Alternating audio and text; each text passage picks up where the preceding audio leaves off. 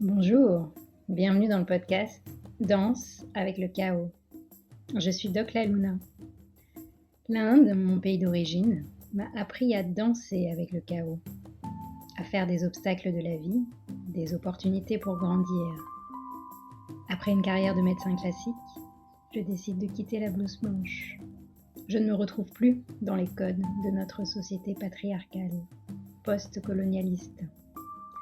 Les sujets qui me passionnent, se réapproprier les sagesses de son corps, de ses sens, de ses cycles, écouter les messages de son âme, incarner sa mission de vie et sa puissance, contribuer à partir d'un espace de guérison et d'alignement, être au service de la vie, déployer sa vision intégrative, incarner sa spiritualité dans ce monde. Ce sont des sujets que j'explore au quotidien avec les femmes de mon école, la Tribe Empowering School. Ce podcast pour moi, c'est un rendez-vous avec mon âme et avec toutes les âmes qui souhaiteront partager un espace de reconnexion, de célébration, malgré nos doutes et les temps incertains que nous traversons. Je vous propose de transformer le chaos qui fait peur en chaos créateur. Namasté. Et bonjour, bienvenue pour ce nouvel épisode de Danse avec le chaos. Aujourd'hui, je vous amène dans un lieu atypique.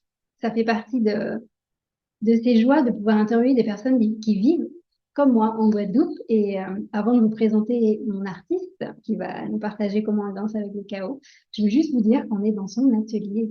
Il y a une énergie particulière. Bienvenue, Cédo. Merci, Baglalina, de venir dans mon antre. Ma première question pour toi, c'est traditionnelle dans cette émission, c'est est-ce que tu pourrais nous partager pendant 1-2 minutes une pratique que tu fais pour revenir à toi, pour te connecter à ta créativité, pour... Tu veux dire quelque chose dans mon quotidien qui Ouais. me permet de créer?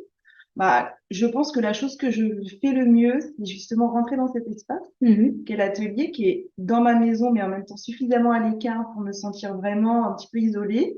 C'est faire brûler un petit bâton d'encens et mettre un petit fond musical. Tu réveilles tes Voilà. sens. Ouais, et je pourrais rester comme ça un petit moment, hein, sans avoir besoin de ne rien faire autour. Ça me suffit, quoi. Ça me permet de me régénérer et de me mettre aussi dans cette ambiance atelier qui me permet de créer. Et des fois, non. Des fois, je fais juste ça, descendre, rester un petit peu et je crée pas, je relance. C'est possible aussi. C'est un beau rituel, ça. Ouais, Ça j'aime me bien. parle. Moi aussi, Ouais. je fais un peu... j'allume mes sens avant de commencer à être dans cet espace de créativité. Alors, comment est-ce qu'on s'est rencontrés? J'aime bien poser aussi le contexte. Je crois que j'ai suivi à une de tes expos. C'était à l'Arawak. Oui, l'exposition Strat. Ouais. On était en 2020. On était juste après le moment du déconfinement. Première expo après le confinement en Guadeloupe. C'est ça. Et je me rappelle que j'étais hypnotisée par un de tes tableaux. C'est Frida. Ouais. Comment il s'appelait? Hommage à Frida. D'accord. Ouais. Et il s'est vraiment passé quelque chose et j'ai senti en fait que l'artiste qui avait peint ce tableau, je sentais qu'il y avait une forme de connexion avec l'invisible, il y avait quelque chose de vraiment habité. Et je me suis dit, tiens, je vais la suivre. Donc, je me suis abonnée à ton compte Instagram. Et moi, je me suis abonnée au tien. Et puis, depuis, je te suis autant que tu me suis, finalement. Oui, c'est ça. C'est ça. Donc, merci Instagram quand même. Ouais, Même si c'est je ça. sors d'une détox digitale et que ça m'a fait du bien, ça a aussi des bons côtés. Et qu'est-ce qui a fait que notre rencontre s'est activée dans la matière aujourd'hui? C'est parce que j'ai flashé sur une de tes collections qui s'appelle Cosmogonie. Et ça fait plusieurs fois que je voulais aller à une de tes expos, j'ai pas pu. Et quand j'ai vu que tu avais un tote bag avec, euh, avec une des œuvres, je me suis dit, ah, c'est ça. Faut que je la contacte. Faut que je lui demande si elle vend cette tote bag. Puis, à partir de là, a découlé une conversation et puis on a créé une collaboration. Donc, ça, je vous en parle à la fin de l'interview. Mais déjà, on est là pour en savoir un peu plus sur toi. Comment est-ce que une jeune femme qui a grandi au Mans, C'est ça, dans la part. t'es retrouvée en Guadeloupe, ça fait 13 ans que tu es ici. Oui, Tu es à la fois prof d'art plastique oui. et artiste. Mm. Et moi, j'adore ces configurations-là. Donc, qu'est-ce qui a fait que tu es venue en Guadeloupe déjà? Alors, donc, j'enseigne depuis 18 ans. Et donc, avant d'être en Guadeloupe, j'étais à Mayotte. Donc, Mhm. j'ai presque pas enseigné en fait dans l'Hexagone.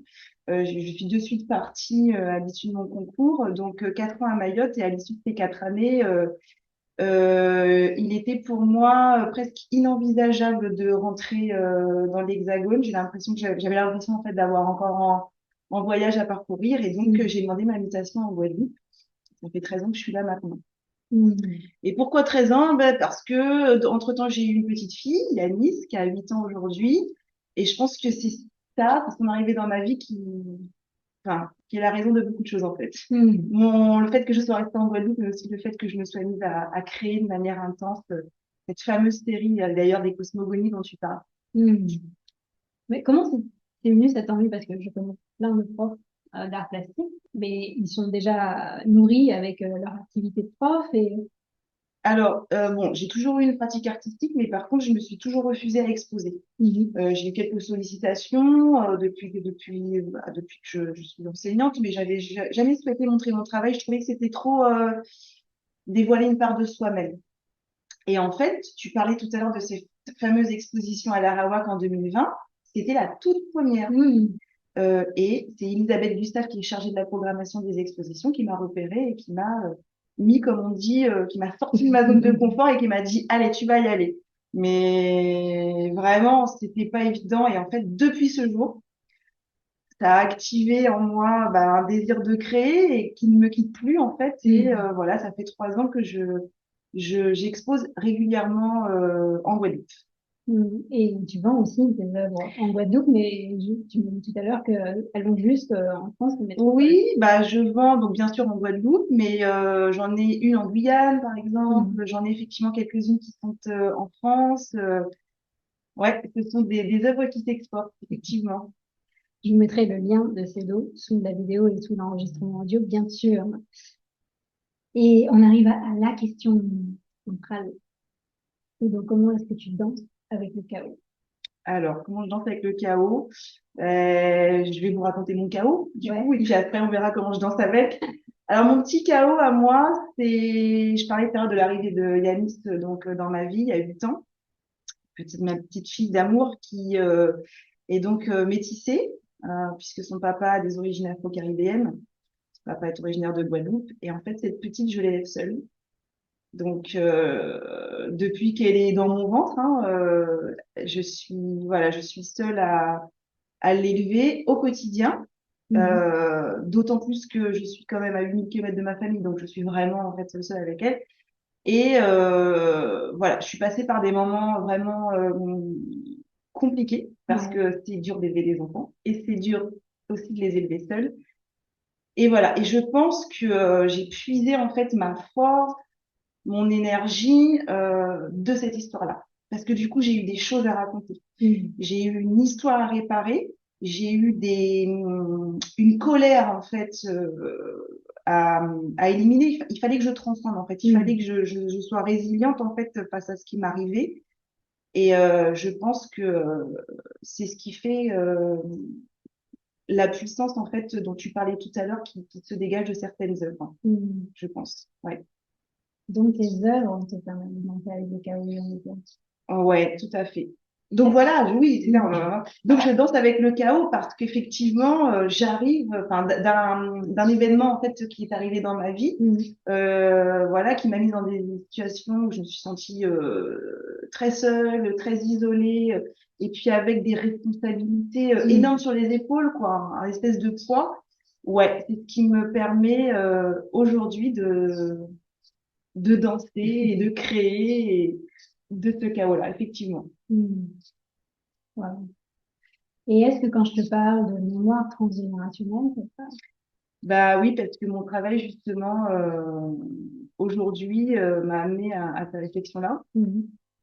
En fait, de par le métissage de ma fille, on parlait de ça, la série des cosmogonies. Donc, la série des cosmogonies est née d'expériences numériques que j'ai commencé à mener en superposant numériquement le portrait d'une femme noire, le portrait d'une femme blanche. J'avais besoin, à un moment donné, comme une réponse au métissage de ma fille, de mener ces expériences, en fait. Voilà, mais ça, c'est alimenté aussi par des lectures, je pense à Glissant et de tout le monde, et qui parle aussi du chaos, aussi, d'ailleurs. Voilà, et donc, de ces expériences numériques est née la série des cosmogonies. C'est-à-dire qu'en fait, je réalise des portraits qui sont des portraits de femmes du monde, du coup, où se mêlent toutes sortes de cultures, toutes sortes d'origines géographiques. Voilà, j'élimine en fait les repères autant spatiaux que temporels pour offrir des portraits de femmes monde, espèce d'hommage à la femme.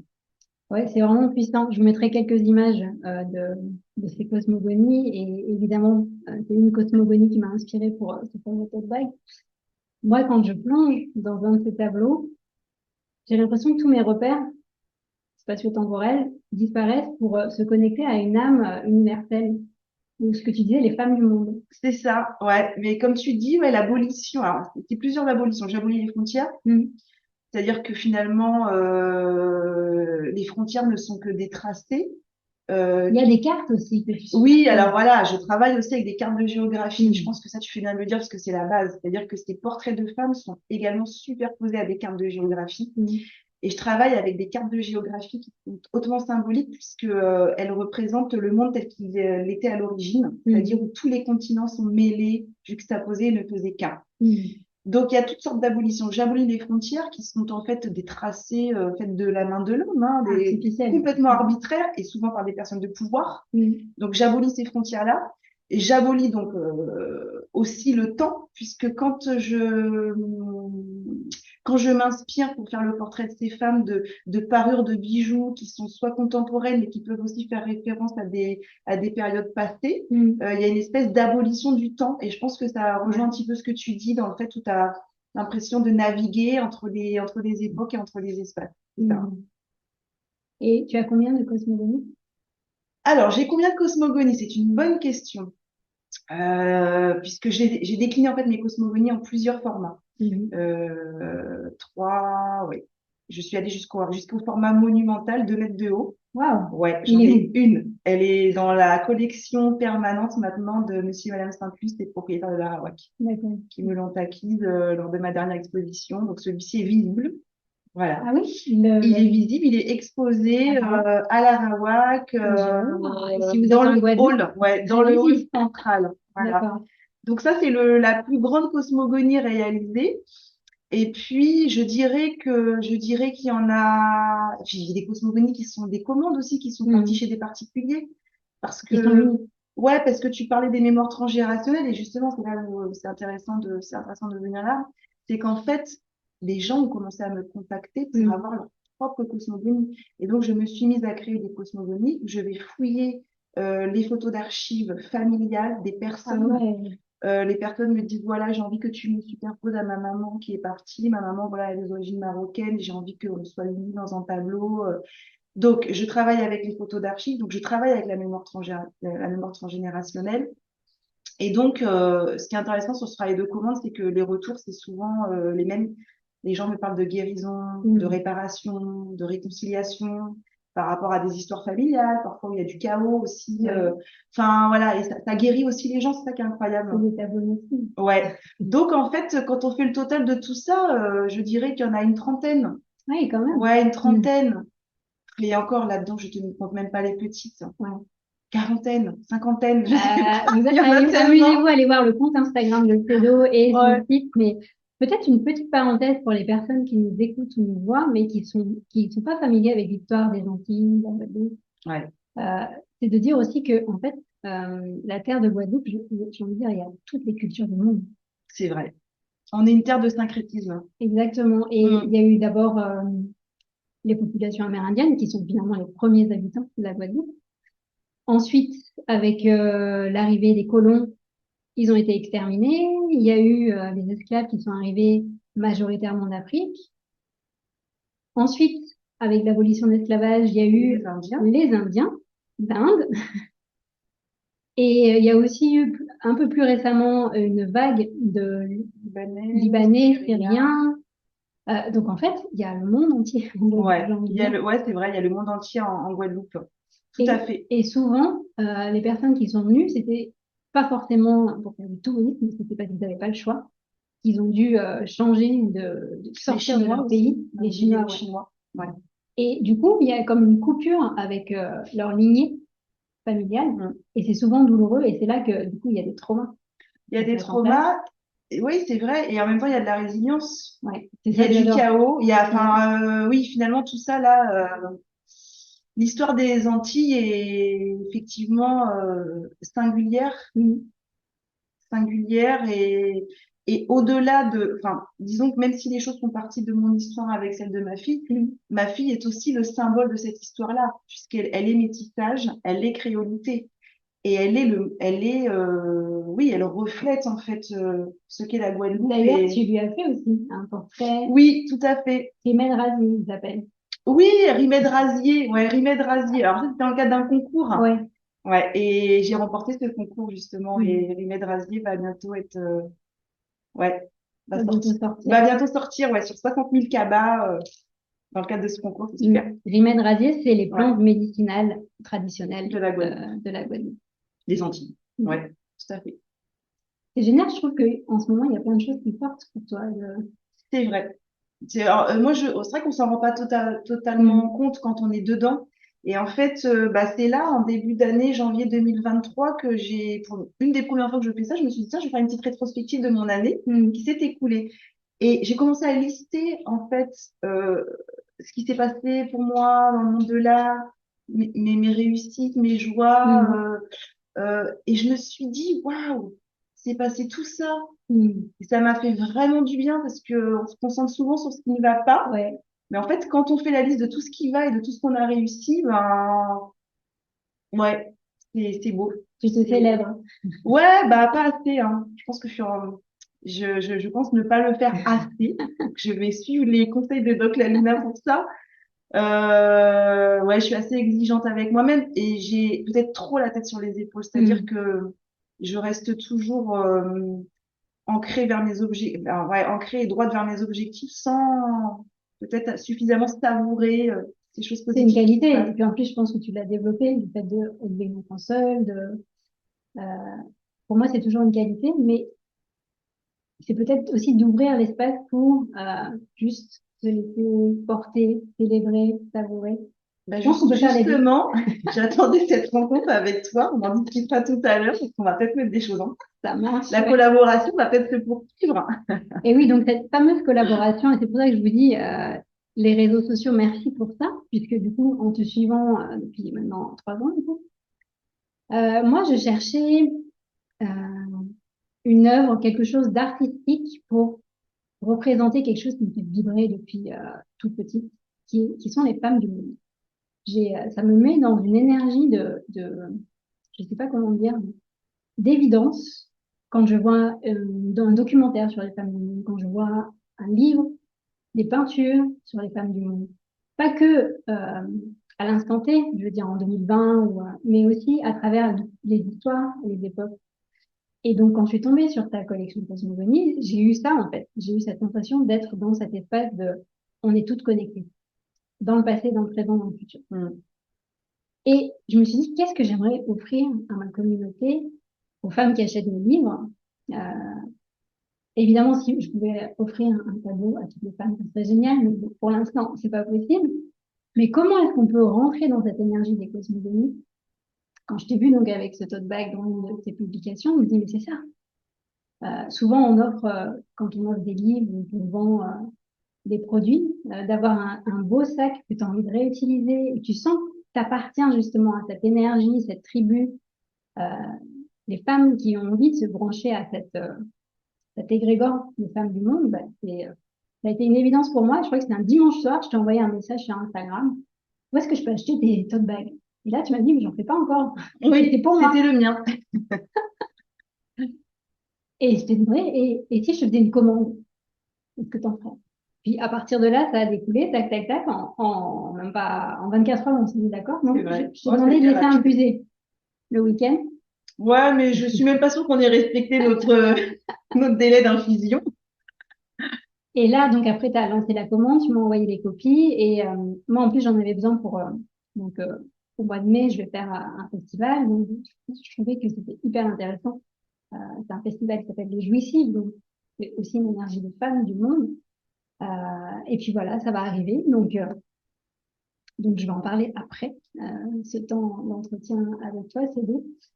Et comme tu dis, c'est le début de la collaboration et je pense qu'il y a Mm. plein de choses à imaginer derrière. Et... Ouais, en plus, voilà, ça je te le dis, mais je le dis là parce que c'est important aussi, c'est-à-dire qu'en fait, au moment où tu me poses cette demande, je suis depuis quelques semaines, hein, depuis quelques mois même dans une énergie où je fais attention aussi à ce qui se connecte, etc. Et le fait que tu viennes vers moi pour me faire cette demande-là, même si je te connaissais déjà à travers les réseaux et je savais ton travail, je me suis dit, bah, ça veut dire que c'est le moment. C'est Mm. peut-être le moment aussi pour moi, voilà, d'entreprendre un travail avec Doc La Luna, de faire partie des cercles que tu Mm. proposes, voilà, pour me reconnecter aussi et aller encore plus loin, Ouais. finalement. Bah, c'est ça la magie des synchronicités, Ouais, des c'est ça. co-créations. Donc, ouais, je trouve que c'est chouette comment c'est en train de se mettre en place. Et puis voilà, du coup, on a fixé le rendez-vous ici Mm. aujourd'hui pour pouvoir rentrer dans l'énergie de ton atelier, sentir un petit peu bah, qui t'amuse, j'ai envie de dire. Ouais, c'est ça. Ce qui m'amuse, ce qui me nourrit, ce qui me fait avancer, ce qui me Mm. donne des objectifs, ce qui, tu sais, la création, et en même temps, c'est en ça d'ailleurs que ça rejoint beaucoup mon métier de professeur, c'est-à-dire qu'on ne coupe jamais. Mm. Ce sont des boulots passion, ce sont des choses qui sont sans arrêt dans notre esprit. Tout est inspiration, en fait. Ouais, ouais. Tout est inspiration et ouais, c'est une belle façon de se connecter à son environnement, finalement. Mm. Et c'est une belle manière aussi de prendre sa place, j'ai envie de dire, dans l'environnement, dans le monde dans lequel on vit aujourd'hui, qui est pas C'est facile. vrai, c'est vrai. Ouais, d'autant plus que grâce à toutes ces expositions là depuis 2020, voilà, je rappelle quand même que je voulais absolument pas exposer. Depuis 2020, j'ai rencontré tellement de personnes Mm. extraordinaires, que ce soit les galeristes, que ce soit les artistes, que ce soit le public, les gens qui se Mm. déplacent dans les expositions. La Guadeloupe, c'est pas très grand non plus, et donc il y a très peu de lieux d'exposition, ce qui fait que c'est comme une deuxième famille. Mm. On a nos QG, on a nos endroits, on sait qu'on va se retrouver. Il y a une telle fraternité, sororité aussi, parce qu'il y a beaucoup Ouais. d'artistes femmes et on travaille assez régulièrement ensemble. C'est vraiment, ouais, c'est précieux. Mm. Ce sont des moments qui sont précieux, qui me donnent des repères aussi dans ma vie. Puis j'imagine que ça doit aussi se sentir dans ton métier de prof, avec les élèves. Oui, ouais, tout à fait. C'est-à-dire que j'ai l'impression que depuis que j'expose, je n'enseigne plus de la même manière. Mm. Aussi parce que j'ai un rapport à la pratique quasi quotidien. Ouais. Et de ce fait-là, j'ai des automatismes qui me viennent en tant qu'artiste que je vais enseigner à mes élèves. Mais j'ai l'impression d'être dans une transmission beaucoup plus dans le sensible. Mm. Euh, et puis des élèves qui commencent aussi à savoir que je crée. Donc c'est marrant aussi ça. C'est ce statut d'artiste en fait fait que voilà la prof est autre chose aussi. Mm.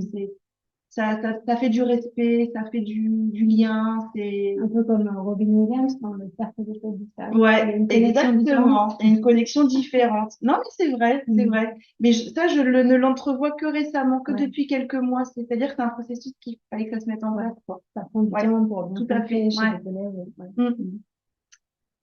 Qu'est-ce que tu nous conseillerais pour chacun de ce qu'il est danser avec le chaos quand on n'est pas artiste, quand on n'a pas ce Ouais. talent? Quand on n'est pas artiste. Alors, on n'est peut-être pas artiste plasticien, mais on a peut-être des dons pour le chant, on a peut-être Mm. des dons pour un instrument. Moi, je pense que il faut se trouver une activité dans laquelle on va pouvoir se plonger. Vraiment, on va pouvoir se plonger au-delà des difficultés du quotidien. Mm.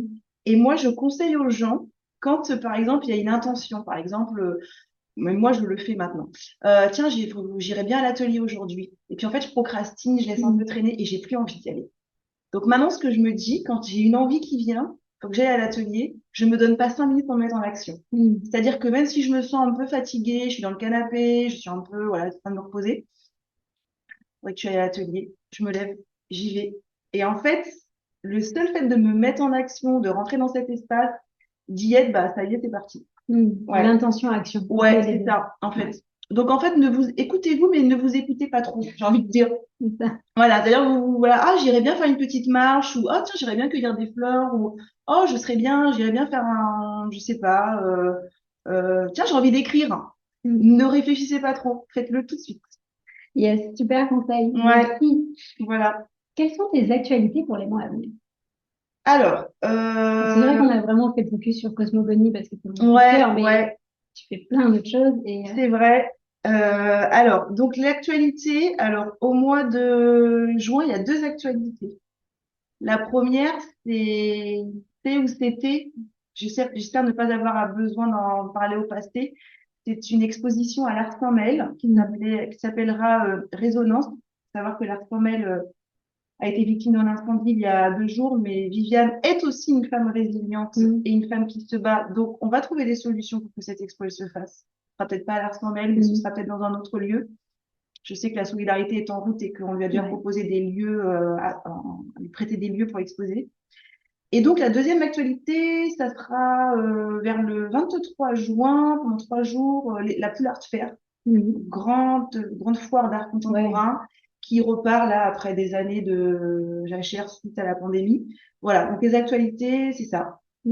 Et une exposition solo en janvier 2024 à l'Araouac, à l'hôtel Araouac du Gosier. Et peut-être dans l'année, quelque chose, co-création. Ouais, c'est ça. Peut-être dans l'année, une co-création. Il va falloir qu'on mette au travail et qu'on y réfléchisse. Ça marche. Merci, Cédo. Il y a encore une question bonus. Merci. Ah, vas-y, je t'écoute. Qu'est-ce que tu souhaiterais qu'on te souhaite? Ah, qu'est-ce que je souhaiterais qu'on me souhaite? Sur ta question. C'est dur ta question. J'ai le noyau, mais j'ai pas le centre encore. Alors, j'ai envie de dire de la confiance. Voilà. Prendre confiance. Avoir conscience de ma propre valeur. Voilà. Parce que quand on est seul, d'autant plus avec un enfant, en fait, on donne l'énergie à cet enfant. On lui donne les bases mais en fait, nous, on se vide de notre propre énergie parce qu'on donne, parce qu'on ne reçoit pas, ou en tout cas, il n'y a pas quelqu'un au quotidien qui nous permet aussi d'entendre ces choses-là. Donc voilà, de la confiance, prendre conscience de sa valeur, et puis de la foi, mais pas au sens religieux, foi en l'avenir. Voilà, une guerrière, quoi. Continuer à être une guerrière.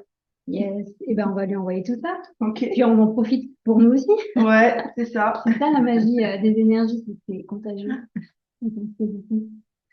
Merci. Merci à toi, Botalina. C'était vraiment un chouette moment et bien sûr, ça continue grâce à vos commentaires, vos questions, vos partages. N'hésitez pas à mettre vos commentaires sous la vidéo ou sous l'audio et on se fera un plaisir d'y répondre. Oui, tout à fait. À très bientôt pour un nouvel épisode et je mets tous les liens de Cédo sous l'enregistrement. Something good, yeah, something good. Something good, yeah, something good. Oh, oh, oh. All these days.